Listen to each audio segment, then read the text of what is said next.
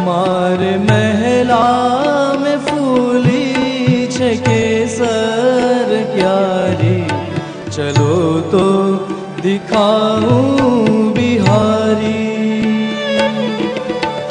अति सुंदर बहुत अमोलक, अति सुंदर बहुत अमोलक, रंग रंगीली छे बारी, चलो तो दिखाऊं बिहारी।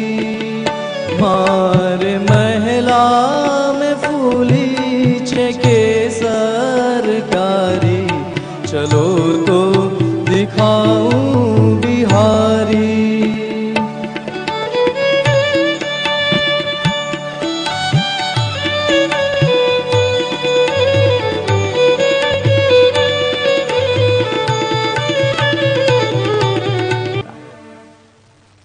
बोलो कृष्ण कन्हैया।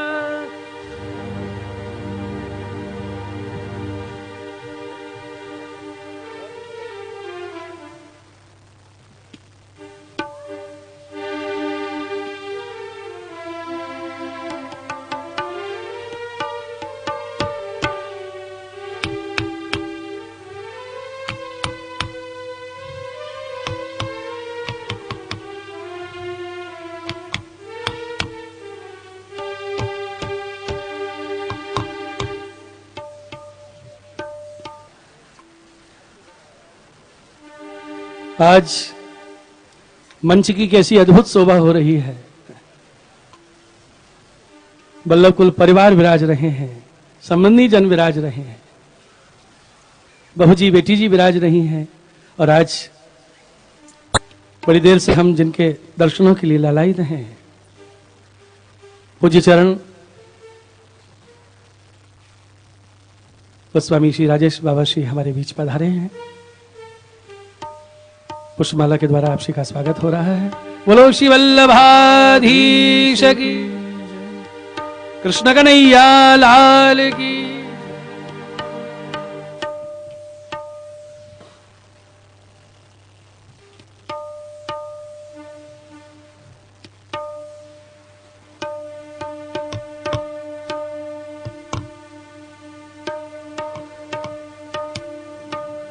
महाराज मनु की तीसरी कन्या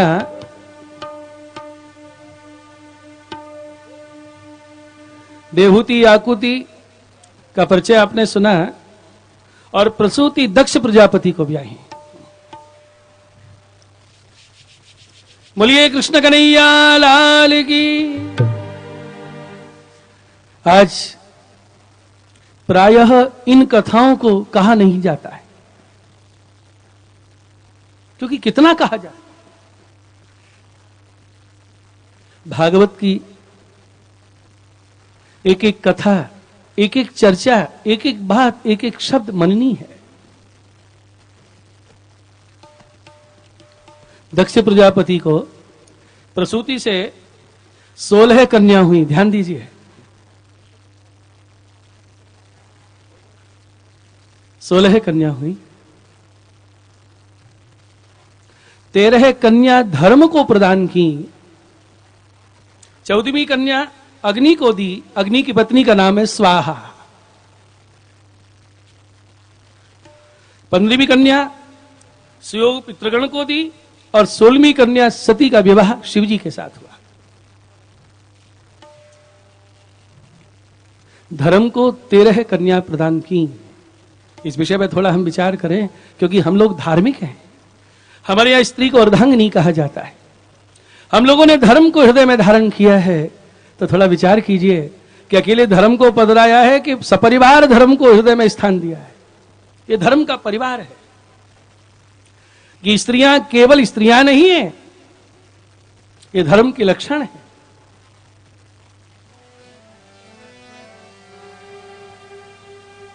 तेरह पत्नियां हैं। श्रद्धा मैत्री दया शांति तुष्टि पुष्टि क्रियोन्नति बुद्धिर्मेधा तितिक्षा मूर्तिर्धर्मस्य पत्नयः। ये धर्म की पत्नियां हैं। धर्म की पहली पत्नी का नाम है श्रद्धा। पहली पत्नी कौन है? श्रद्धा। धर्म में पहले श्रद्धा होनी चाहिए। श्रद्धा के अभाव में वो धार्मिक नहीं है। धर्म की दूसरी पत्नी का नाम है मैत्री।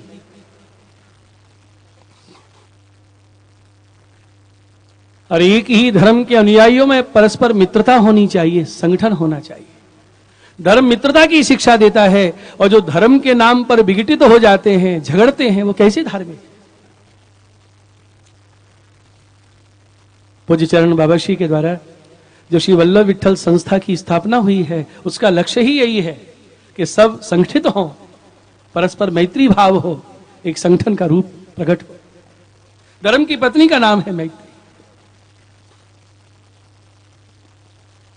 तीसरी पत्नी का नाम दया। धार्मिक व्यक्ति में दया होनी चाहिए। चौथी पत्नी का नाम है शांति। धार्मिक व्यक्ति का स्वभाव शांत होता है। पांचवी स्त्री का नाम है तुष्टि। संतुष्ट रहना ये धार्मिक व्यक्ति का लक्षण है। छठवीं स्त्री का नाम है पुष्टि। जो धर्म को धारण करता है उस पर भगवत कृपा होती है। सातवीं स्त्री का नाम है क्रिया। धार्मिक व्यक्ति क्रियाशील होता है। आठवीं स्त्री का नाम है उन्नति। धार्मिक व्यक्ति इस लोक में उन्नति करता है, परलोक के लिए भी उन्नति कर लेता है। नौवीं स्त्री का नाम है बुद्धि। बुद्धिमान होता है धार्मिक व्यक्ति। 10वीं स्त्री का नाम है मेधा। मेधावी होता है धार्मिक व्यक्ति। और 11वीं स्त्री का नाम है तितिक्षा, सहनशीलता। सहनशीलता ये गुण भी धार्मिक व्यक्ति में होता है। एक व्यक्ति ने सर्वे किया था कि आत्महत्याएं बहुत हो रही हैं, तो उसने इस निष्कर्ष पर पहुंचा कि जो धर्म विमुख है ना, वो जल्दी आत्महत्या करते, क्योंकि सहन शक्ति नहीं उनके अंदर। धर्म की पत्नी का नाम है तितिक्षा। धर्म सहनशीलता की सामर्थ्य देता है। 12वीं स्त्री का नाम है वी, लज्जा। ये काम करना धर्म के अनुकूल है, ये धर्म के प्रतिकूल है, ये तो बड़े शर्म की बात है।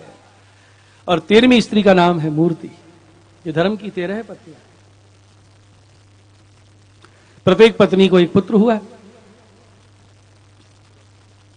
कितना बढ़िया परिवार है ये। धर्म की पहली पत्नी का नाम बोलिए श्रद्धा। दूसरी, तीसरी, चौथी। इतनी जल्दी याद हो गया? अच्छा आप लिख रही हैं, हाँ ये बात है। मैंने कहा बड़ी जल्दी याद हो गया तो बहुत बढ़िया बात है। कागज में लिखेंगे तो कल हमारे भीतर भी लिख जाएगा। धर्म की पत्नी श्रद्धा के पुत्र हुआ शुभ।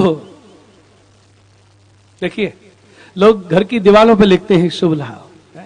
सब चाहते हैं कि लाभ हो, शुभ हो, लेकिन भागवत हमें क्या शिक्षा दे रहा है कि धर्म में श्रद्धा रखिए, सदा शुभ होगा। शुभ कहां रहता है? जहां उसके माता पिता हैं।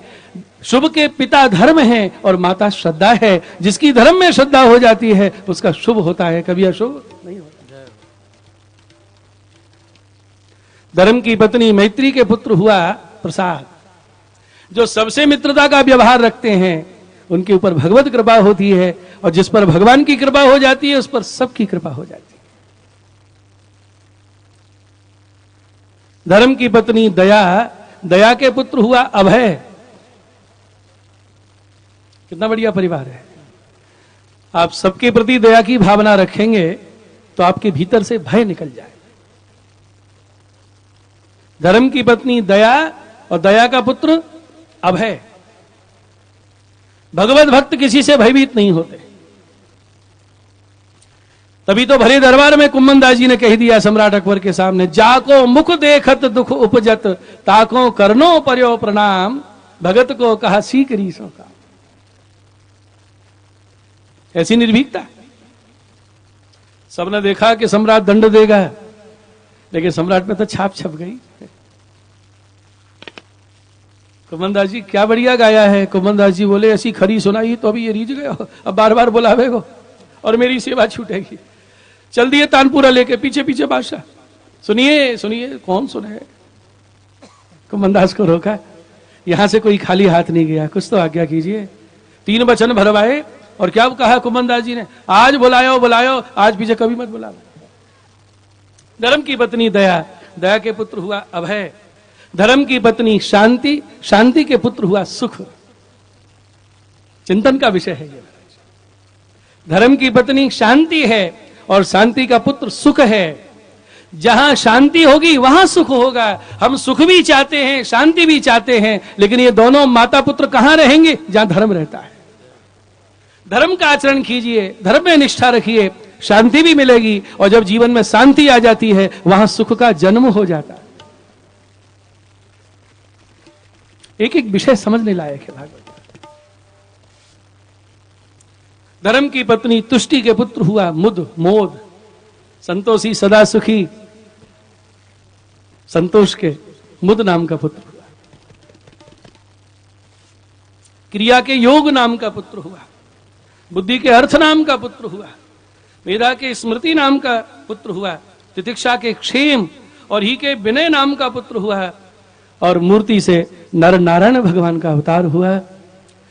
इंद्र ने परीक्षा ली, अप्सराओं को भेजा, और भगवान ने अपनी जंघा से उर्वशी प्रकट कर दी कि स्वर्ग में जाके इंद्र को भेंट कर देना। बोलो नर नारायण भगवान की। कल की कथा चतुर्थ स्कंद से ही प्रारंभ होगी। आज वैसे ध्रुव चरित्र इसके बाद ही है, शिव चरित्र और ध्रुव चरित्र सती चरित्र के बाद, लेकिन थोड़ा प्रसंग बढ़ गया था। और सुबह रोज निवेदन करते हैं 9 बजे से कथा प्रारंभ हो, लेकिन 10 बजा ही देते हैं। आप करें क्या? जब प्रारंभ देर से होगा तो विराम भी देर से होगा, विराम देर से होगा तो प्रारंभ देर से होगा।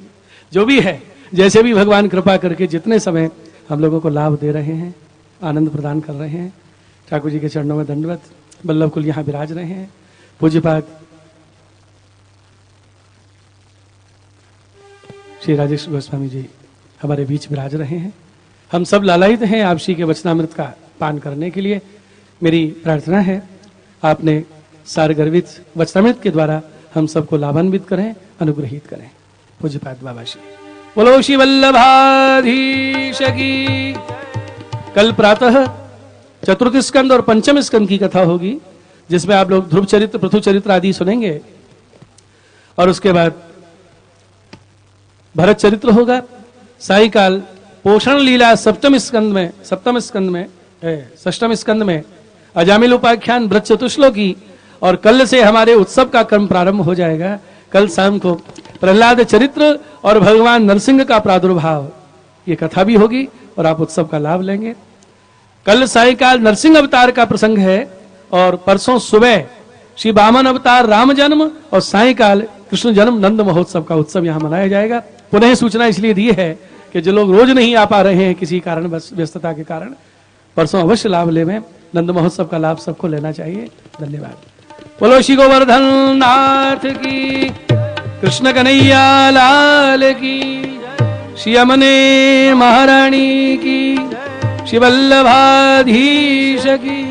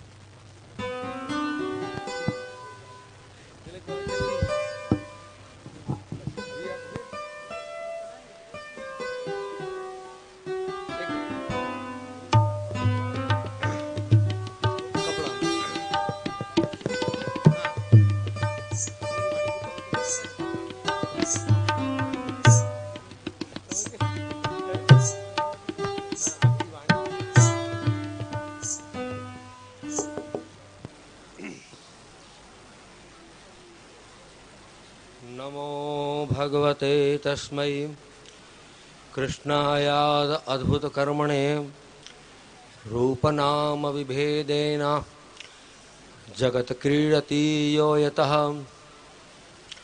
वन्दे श्री यदुनाथांश्च विप्रयोगानुभावकान् यद्वन्दनेन मन्दोऽपि लभेत बुद्धिमतां पदम्। परम श्रद्धेय पूज्य श्री वैजनाथ लाल जी महाराज श्री, चिरंजीव श्री दिलीप कुमार जी महोदय श्री, और हमारे घर के परम प्रिय सेवक ऐसे आदरणीय श्री सतीश जी शर्मा जी, और उनकी वाणी का, रसमय वाणी का लाभ मैं हिंदी में इसलिए बोल रहा हूं कि इनकी वाणी सुन के मेरे में हिंदी प्रवेश कर गई है। जय हो।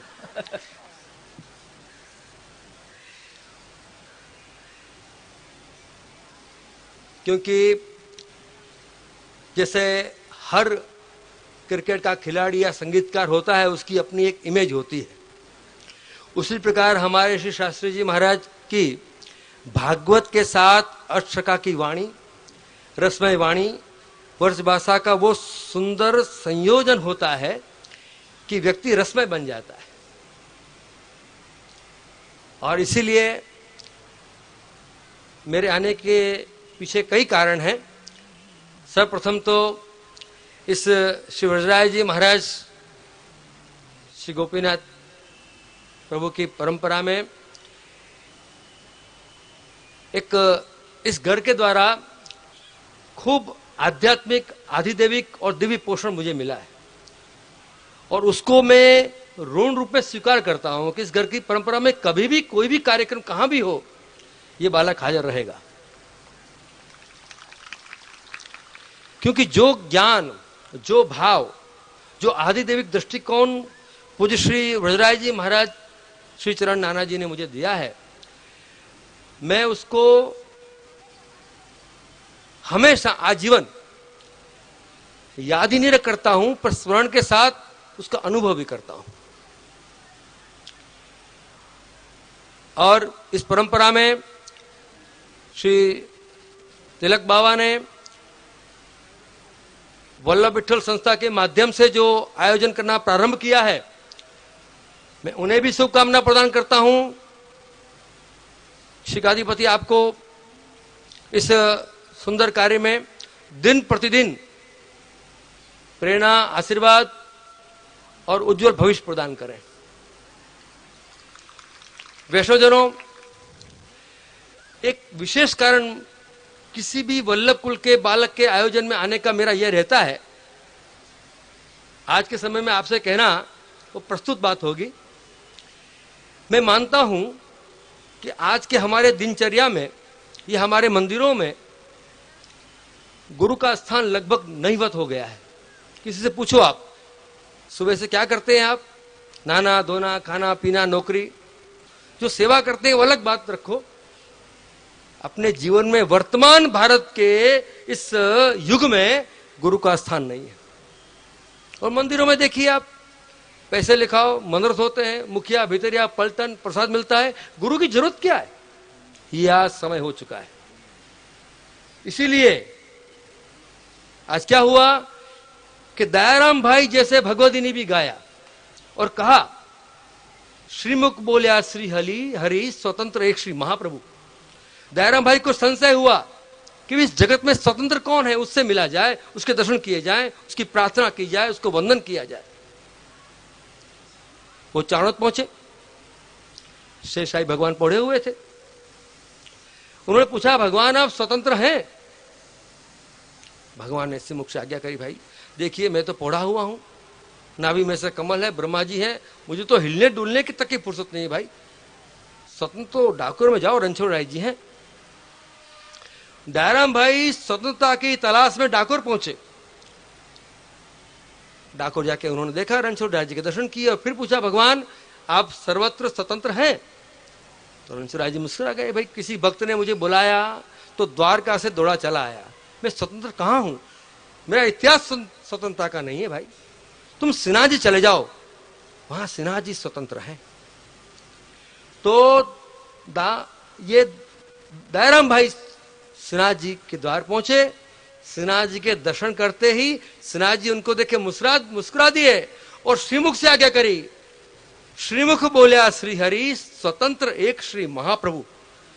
उन्होंने कहा कि महाप्रभु जी के सिवाय जगत में कोई स्वतंत्र नहीं है, सब परतंत्र है। अरे हमारे वैष्णव जब महाप्रभु जी के हाथ करते हैं ना यूं, तो महाप्रभु जी दान रूप में सिन्हाजी पधरा देते हैं। और ये वैष्णव जब 56 भोगों की मनोरथों की भीड़ में जब हाथ करते हैं ना, तो तरस आता है, देर रहा धिक्कारे जन कणका न चाखे। अरे महाप्रभु जी हाथ में सिन्हाजी देने के तैयार हैं और तुम भीख मंगो की तरह प्रसाद के लिए भीख मांगते हो। क्षमा करना मुझे कि महाप्रभु जी का वंशज जो इसलिए कह रहा हूं।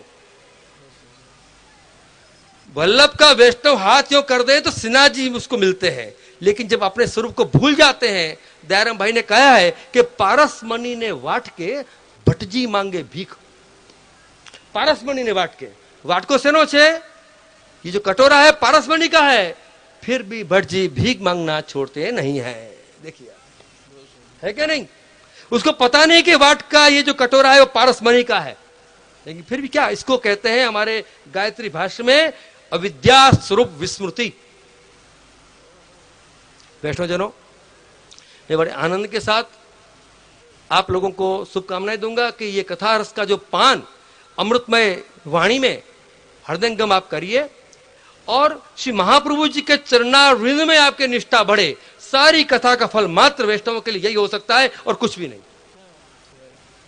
क्यों कि छोटा 5 वर्ष का वल्लभ कुल का बालक यदि कार्यक्रम करेगा तो हमें तन मन धन से हाजिर रहना है, बाकी तो हमारे नाम का उपयोग करने वाले तो दुनिया में जगह जगह घूम रहे हैं। बाकी हमारे नाम का उपयोग करने वाले हमारी सृष्टि का, हमारी गादी का, हमारे नाम का, हमारे तप का जगह जगह घूम रहे हैं, चाहे हमारे में क्या तुम्हारे में क्या। लेकिन 5 वर्ष का वल्लभ कल का जो प्रगट स्वरूप हमारे गोकुलनाथ जी के वचनामृत में आता है, रावण किसे कहते हैं कि जो प्रगट राम को नहीं मानता वो रावण आसुरी कोटि में है। कंस किसे कहते हैं, जो प्रगट कृष्ण को नहीं मानता वो आसुरी कोटि में कंस है। इसीलिए जो प्रगट स्वरूप को नहीं मानता वो पुष्टि मार्ग से बहुत दूर है, बहुत दूर है, क्योंकि वहां तुम्हें कहने वाला कोई नहीं है। मंदिर में भटको, प्रसाद पैसा लिखाओ, प्रसाद मिल जाए, घर बैठे बेचारा 2 बजे तुम्हारा टिफिन लेके बेचारा पलटन वाला आदमी पहुंच जाए, तो वो गुरु की जरूरत क्या है। गुरु की जरूरत इसको है जिसको भगवान की चाह है, प्रभु की चाह है, मार्ग की दृढ़ता है, वो वल्लभ के सिवाय किसी और आश्रय नहीं करता। રીજે રાવડી થકી ગરીબ લોગ ભોગીને ન ભાવે, અમે તો રાજના ખાસા ખવાસ मुक्ति मन ना आवे। ऐसे वैष्णव बने, वही कथा की ओर खास करके आज यहाँ श्री व्रजराज जी महाराज के आशीर्वाद से इस पीठ में जो कथा बैठी है उसका यही फल होता है कि प्रगट गोसाई जी में प्रीति बढ़े। सेवक जन दास तिहारो तेरा रूप वियोग निवारो रे, वो जब तक आरती नहीं बढ़ेगी पुष्टि मार्ग के बिना भूख के भोजन ही नहीं है।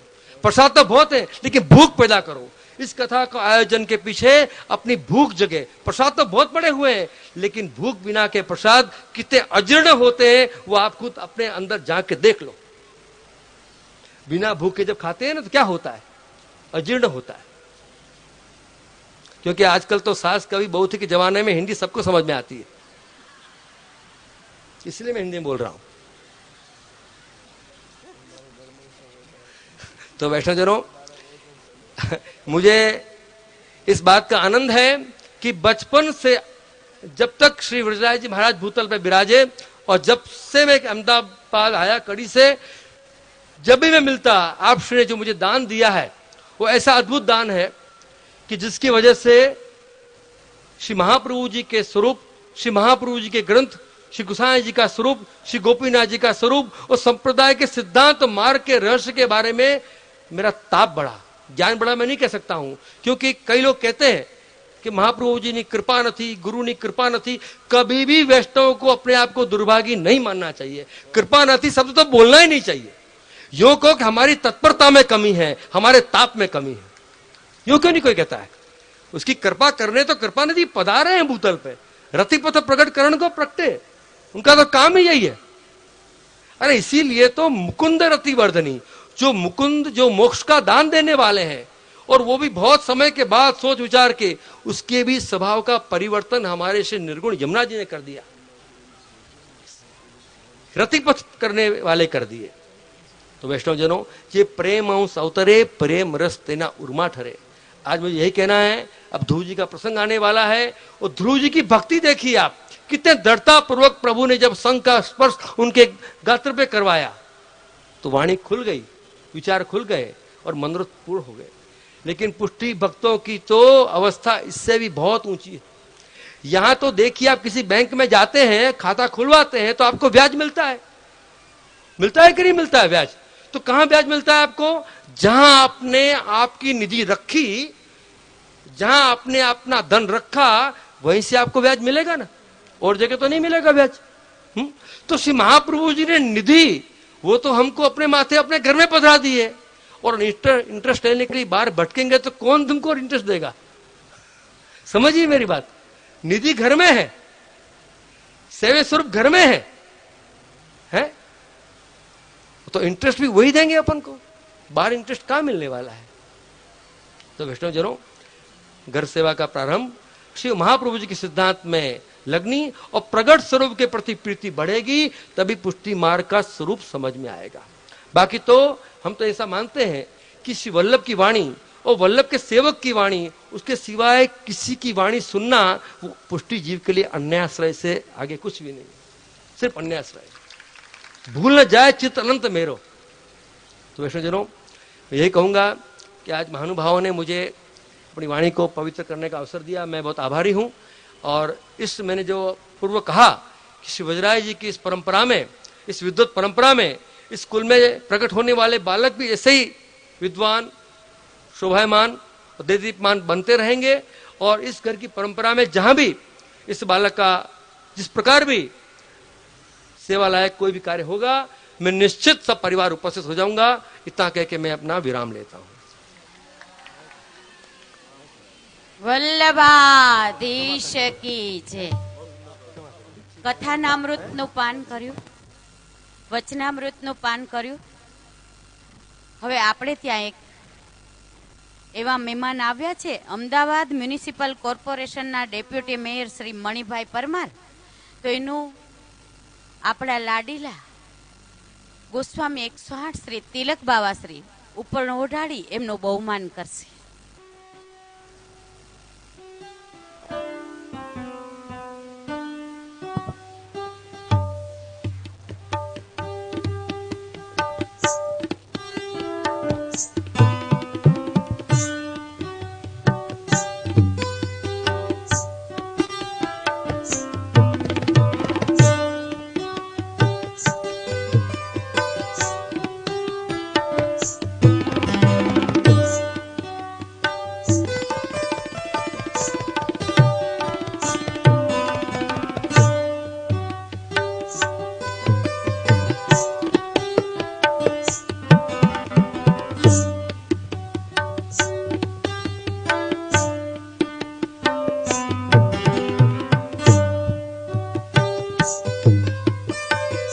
હવે આરતી માટે મુખ્ય મનોરથી અને આજે જેણે આરતીના નામ લખાવ્યા છે તે બધા જ અહીંયા સ્ટેજ પર આવી જાય, જેથી આરતીની વ્યવસ્થા થઈ શકે। મુખ્ય મનોરથી અને આજે જેણે નામ લખાવ્યા છે તે બધા જ વૈષ્ણવ અહીંયા સ્ટેજ પર જલ્દીથી આવી જાય।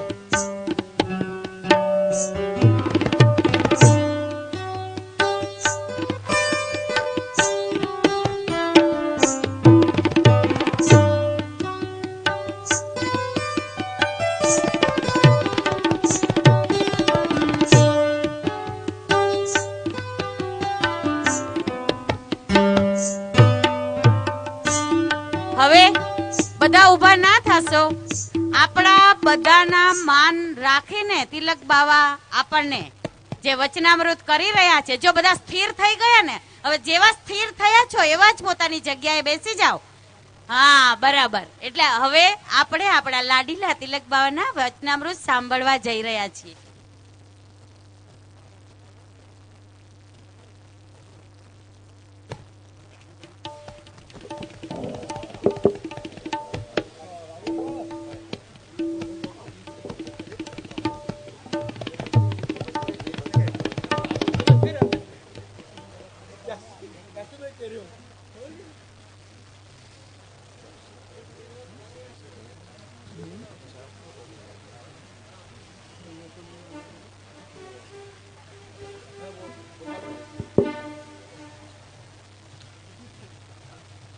सौंदर्यं निजरुद्गतं प्रकटितं स्त्रीगूढभावात्मकं पुनरूपं च पुनस्तदन्तर्गतं प्राविविशस्वप्रिये संश्लिष्टा उभयोर्भवौ रसमयः कृष्णो हि यत्साक्षिकं रूपं तत्तृतीयात्मकं परमभे ध्येयं सदा वल्लभ। मंचस्थ विराजमान पूज्य पितृचरण, संस्थाના આમંત્રણને આહ્વાન આપી પોતાનો અમૂલ્ય સમય કાઢી કૃપા કરી પધારો પૂજ્ય દાદાભાઈ શ્રી રાજેશ કુમારજી મહારાજ શ્રી, પ્રજાભરણ ભાવાશ્રી, उपस्थित महानुभावों एवं वैष्णवों,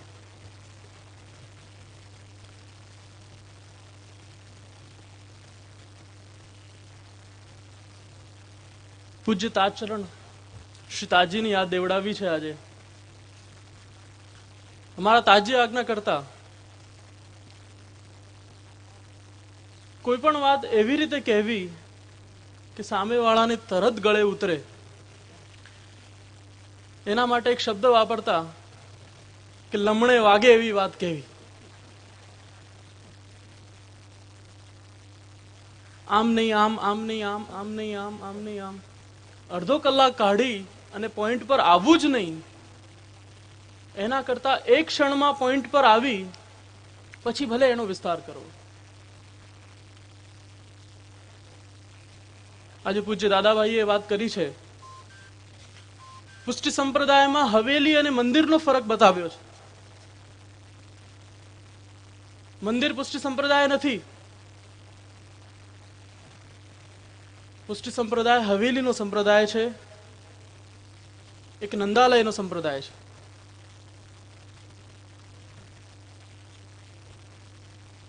ઠાકોરજી ઉભા છે અને 1000 માણસ દર્શન કરી રહ્યા છે. એ દર્શન નહીં, પ્રદર્શન છે. हमारा ठाकुर जी तो नंदालय में नंद यशोदा घरे, जहां केवल नंद यशोदा जी ની જેમના પર કૃપા થાય એવા વ્રજ ભક્તોને સેવા મળે, જે કૃપા પાત્રો હોય એમને દર્શન મળે, ટહેલ કરે પછી મહાપ્રસાદ મળે, એ હવેલીનો સંપ્રદાય આપણો પુષ્ટિ સંપ્રદાય છે. પર્ટિક્યુલર નકશા છે શ્રી મહાપ્રભુજીના પોતાના હાથે બનાવેલા. નંદાલય કેવું હતું, શ્રી ઠાકોરજી જ્યાં કેવી રીતે રમતા હતા, મણિમય આંગણો હતા, રત્નજડિત થાંભલાઓ હતા, નિજ મંદિર, નિજ તિબારી, ચોક, ડોલ તિબારી, પલના તિબારી, આગળ જગમોહન. આ જે નકશો છે એ પુષ્ટિ સંપ્રદાયની પ્રણાલિકા છે. પ્રણાલિકા અને પરંપરા એનું જે રક્ષણ છે એ જ સંસ્કારોનું આપણા રક્ષણ છે. સનાતન ધર્મની વાત કરીએ, હિન્દુ સંપ્રદાયની વાત કરીએ, કેમ આપણે કહીએ છીએ કે દરેક જીવ પર દયા રાખવી જોઈએ? આપણા સંસ્કારોનું સિંચન એ છે. સનાતન ધર્મ છે, આપણો હિન્દુ ધર્મ છે. કેમ એ પરિપાટીને આપણે તોડતા નથી? એવી રીતે જ પુષ્ટિ સંપ્રદાયની પણ એક પરિપાટી છે, એક પરંપરા છે.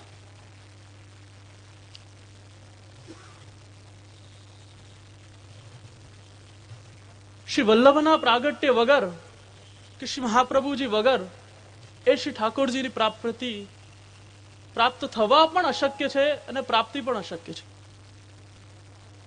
ઓચિંતાની થાય ને એને પ્રાપ્તિ કહેવાય.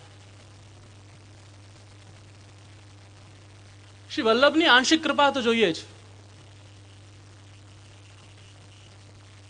5 તત્વનું ધોળ વૈષ્ણવ ગાય છે કે જે બ્રહ્માદિકને દુર્લભજી શ્રી વલ્લભ પ્રભુ પ્રગટ્યા, પ્રમાણ કીધા સર્વે સુલભજી. સત્ય કોણને કહેવાય? કે સત્ય હતું, સત્ય છે અને સત્ય રહેશે. ત્રિકાલા બાધિત જેને કહેવાય, ત્રણેય કાલમાં અબાધિત રહે, એને સત્ય કહેવાય. તો પ્રભુ પણ પહેલા હતા, એમના ભક્તો પણ હતા. અને શું પ્રભુમાં એટલું સામર્થ્ય નથી કે એમના ભક્તોને એ શરણે લઈ શકે? મારા ખ્યાલથી તો છે. તો શ્રી મહાપ્રભુજીના પ્રાગટ્યની જરૂર શું?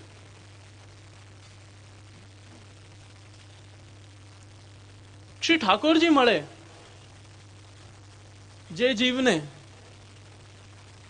કારણ ઠાકોરજી પહેલા વાયદો કરેલો છે ગીતાજીમાં, પુણ્ય ક્ષીણે મૃત્યુ લોકમ વિશંતિ.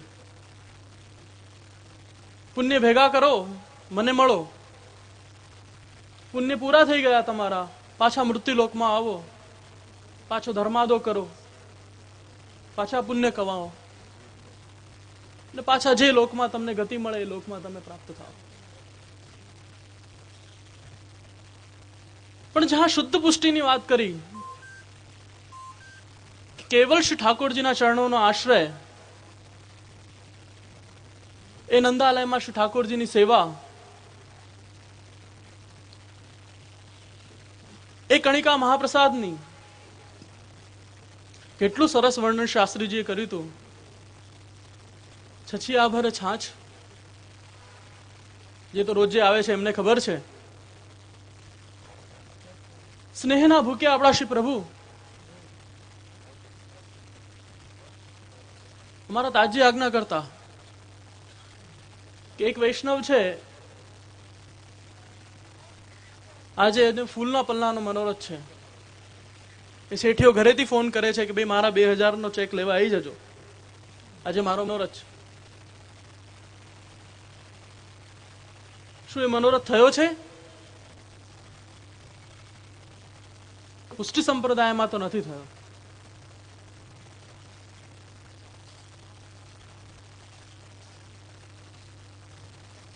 મનોરથ શેને કહેવાય? કે જ્યાં તનથી સેવા થાય, દેહથી સેવા થાય.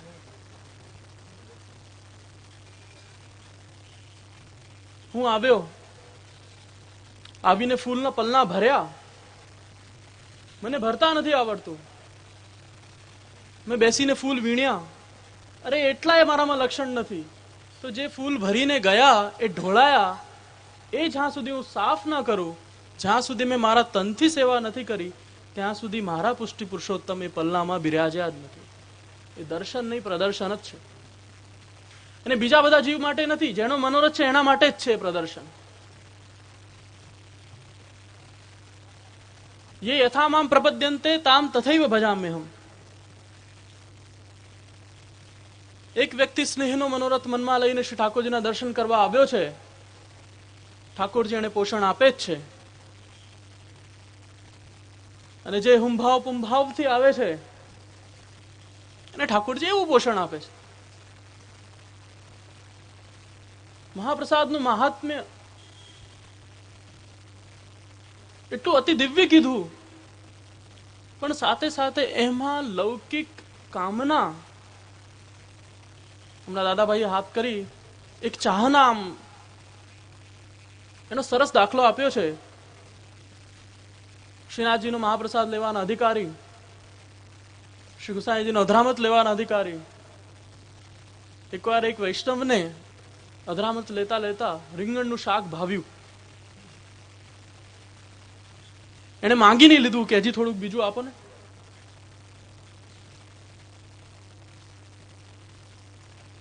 એ બુદ્ધિ પ્રેરક મહાપ્રસાદ અને લૌકિક ચાહનાથી ખાધેલું એવો મહાપ્રસાદ, એની બુદ્ધિ સુધારવાના બદલે બગડી. એવી બુદ્ધિ બગડી, શ્રી ગુસાઈજીનો સુવર્ણનો બંટો, સોનાનો બંટો લઈને ભાગ્યો. ભાગ્યો ભાગ્યો ભાગ્યો ભાગ્યો, આખી રાત ભાગ્યો. સવાર પડી, શાક પચી ગયું, ને દેહક્રિયાનો સમય આવ્યો. શૌચ સ્નાન થયા, એના પેટમાંથી એ શાક બહાર ગયું. મલરૂપી બહાર નીકળી ગયું. તરત એને સ્ફુરન થયું, અરે આ મેં શું કર્યું? આટલા કરોડો જીવમાંથી રંચક જીવ એવા કે જેમના પર શ્રી ગુસાઈજીની કૃપા, એમાંનો હું, અને મેં આ શું કર્યું? સોરી. આ બંટો લઈને ભાગ્યો, એ પાછો આવ્યો, એની બુદ્ધિ સુધરી ગઈ. કેમ કે એ સ્વાદથી લીધેલો જે મહાપ્રસાદનો જે અંશ હતો એના પેટમાંથી બહાર નીકળી ગયો છે. પાછી એની બુદ્ધિ સ્વમાર્ગીય થઈ છે. પાછો આવ્યો. શ્રી ગુસાઈજી બિરાજ્યા હતા. આવીને બંટો ધર્યો, ચરણારવિંદના દંડવત કર્યા કે મારાથી બહુ મોટો અપરાધ થઈ ગયો છે, હું આપનો આ બંટો લઈને ભાગ્યો. શ્રી ગુસાઈજી કૃપાળુ છે, એમને કીધું તું પાછો આવ્યો, એના કરતા હજી આગળ ભાગ્યો હોત તો કોઈ તને શોધી ન શકત. તું કેમ પાછો આવ્યો? વિચાર કરો, જે મહાપ્રસાદ આપણી ચિત્તવૃત્તિ શ્રી ઠાકોરજીમાં લગાવી શકે છે એ ઠાકોરજીનું લઈ જવા પ્રેરી પણ શકે છે. ન લૌકિકા પ્રભુ કૃષ્ણ. શ્રી ઠાકોરજીની કોઈ પણ વસ્તુ કે શ્રી ઠાકોરજીને કોઈ રીતે પણ લૌકિક અડવું જ ન જોઈએ અને લૌકિક દૃષ્ટિકોણથી દેખાવા પણ ન જોઈએ. આપણો સૌથી પહેલો સિદ્ધાંત એ છે કે આપણું લૌકિક જ નથી. લૌકિકમાં રહીને આપણે અલૌકિકમાં રહેવાનું છે. તો અલૌકિક ભેગો કરવાનો કઈ કોકટેલનો કઈ મતલબ નથી. અમારા તાજી તો બીજી રીતે આજ્ઞા કરતા કે લૌકિક છોડી અલૌકિકમાં આવ્યા. હવે અલૌકિકને પર છૂટી જાય છે કે ભાઈ એ સજાતું નથી. ધોબીના કૂતરા ઘર પરથી ઘાટ પર ને ઘાટ પરથી ઘર પર, એવી પરિસ્થિતિ આપણી. લૌકિક છોડી અલૌકિકમાં ગયા, અલૌકિક પણ છૂટી ગયું. હવે ક્યાં જવું? લાકડા. દાદાજી આજ્ઞા કરી લાકડા ભેગા થવાય, બીજું કશું ના થાય. હવે તો લાકડા સંગ્રહવા નથી, ઇલેક્ટ્રિક આવી ગયું.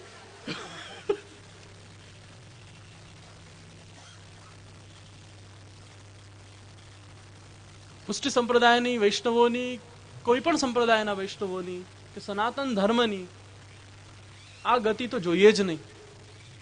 શુદ્ધ ચિત્ત, શુદ્ધ મન, શ્રી પ્રભુમાં પૂર્ણ સ્નેહ. તમે કશું પણ કરો પણ જ્યાં સુધી દીનતા તમારામાં નથી. દયારામ ભાઈની વાત કરી દાદાભાઈએ, હું તમને જણાવું, શ્રી ગોપીનાથજી દીપકજી આપણા ત્યાં બિરાજે છે. એમના નાના ભાઈ વ્રજભૂષણલાલજી, એમના સત્સંગથી દયારામભાઈ વૈષ્ણવ થયા. અને એમની એટલી કૃપા થઈ એમના ઉપર કે નિધિ સ્વરૂપો સન્મુખ કોઈ દાડો અષ્ટશાપ કીર્તન સિવાય, પ્રણાલિકાના કીર્તનો સિવાય બીજા કીર્તનો ગવાતા નથી. શ્રી નટવરલાલ સન્મુખ એમને ગુજરાતી ધોળ ગાવાની આજ્ઞા કરી.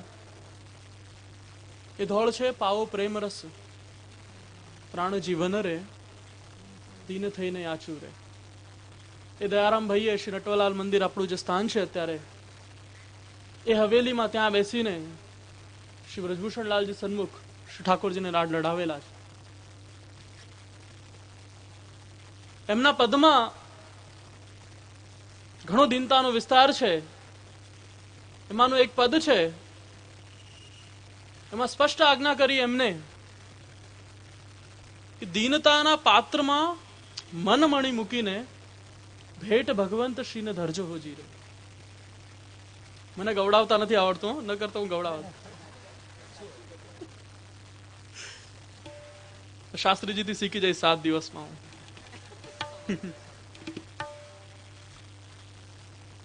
તમે કેટલી પણ ભેટ ધરો, સૌથી મોંઘામાં મોંઘું મનમણી ધરો, પારસમણી ધરો, કશું પણ ધરો, પણ જ્યાં સુધી એ દીનતાથી ન ધરો કે મારાથી કશું જ નથી બન્યું, જ્યાં સુધી એ ભાવ તમારામાં દૃઢ નથી થયો, ત્યાં સુધી તમે પુષ્ટિ માર્ગીએ કંઈ જ સેવા કરી નથી.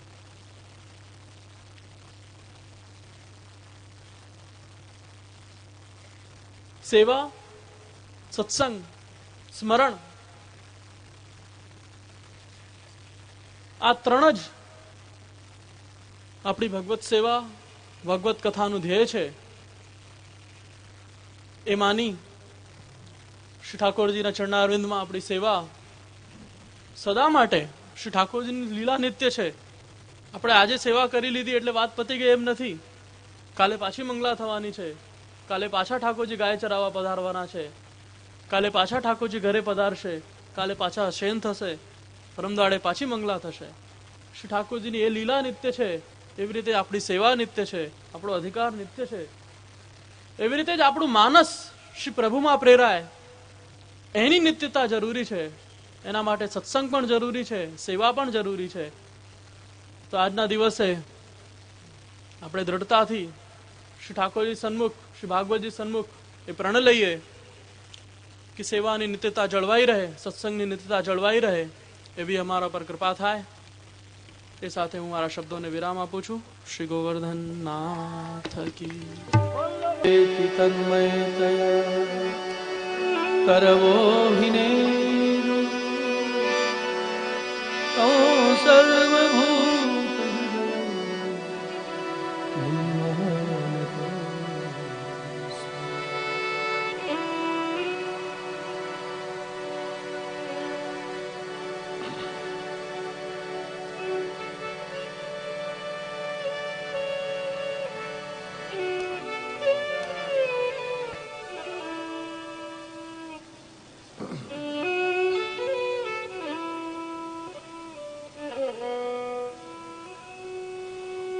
पूज्य चरण बेटी जी महाराज, विराजमान विद्वज्जन,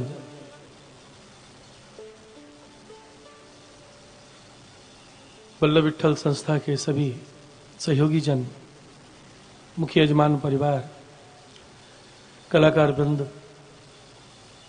एवं श्रद्धालु रसिक श्रोतवृंद,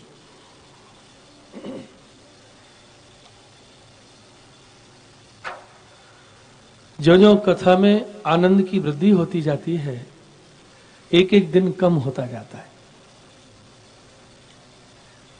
आनंद बढ़ता जाता है और समय घटता जाता है.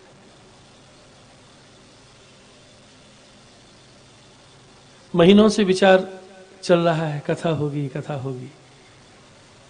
कथा प्रारंभ होती है, फिर विचार करते हैं कि 5 दिन बचे हैं, 4 दिन बचे.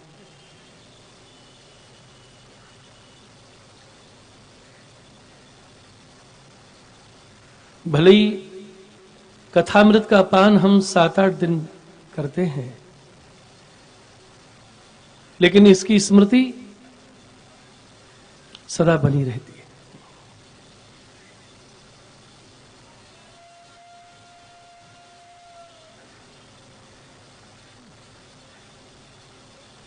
जो कुछ पान किया जाता है उसका आस्वादन स्मृति के रूप में हम आगे भी करते रहें. जैसे गाय भैंस चारा चरती है ना, तो चारा खाने में जितना समय लगता है उससे ज्यादा समय जुगाली करने में लगता है. वो चरवण बहुत समय तक करती है. तो भले ही हम 7-8 दिन पान कर रहे हैं, लेकिन इसका चरवण अगर भगवान लंबी आयु दे तो 70 साल तक ही करते रहना चाहिए. एक क्षण भी चिंतन मनन स्मरण के बिना न बीते. भगवान से यही हम विनती करते हैं, यही भगवान से प्रार्थना करते हैं.